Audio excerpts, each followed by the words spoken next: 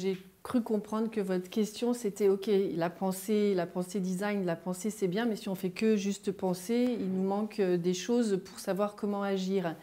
Et en fait, moi, quand je dis que le design thinking, en fait, ce n'est pas une méthodologie, c'est avant tout une pensée. Ça n'empêche en rien qu'ensuite, lorsqu'on travaille sur notre sujet, sur notre problématique, on peut créer des modèles ou des méthodologies.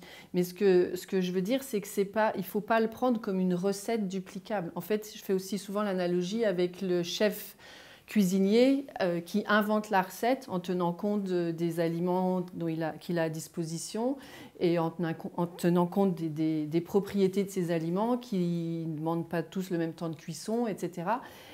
Et c'est différent que de suivre une recette. Donc en fait, le design thinking, c'est vraiment inventer ces recettes au cas par cas en fonction de la problématique, en fonction du contexte, en fonction des contraintes, en fonction de ses objectifs, etc.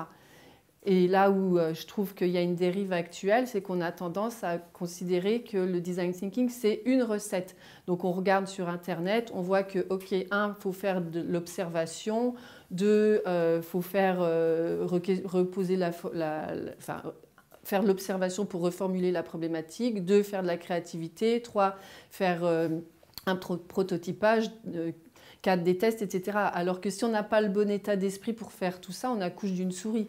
Parce que si on fait une observation sans empathie, ça sert strictement à rien. Et parfois, ce n'est pas possible de faire des observations. Donc là, dans ce cas-là, la question, c'est comment on fait pour comprendre au mieux, avec les contraintes qui sont les nôtres, quels sont les besoins non exprimés de la population avec laquelle on doit, qui est concernée par cette problématique, par exemple les femmes. Voilà. Et puis après, c'est pareil, le test, le prototypage et le test, si on ne sait pas bien être attentif à ce qu'on doit chercher dans le test, on peut aussi passer à côté de plein de choses. Donc tout ça pour dire que si on applique la recette sans aucun discernement, on n'aboutit à rien. Et que le vrai design thinking, c'est certainement pas l'application d'une recette, mais c'est la création à chaque fois de ses propres outils, de sa propre méthode sur mesure. Donc le chef cuisinier, il peut créer une recette.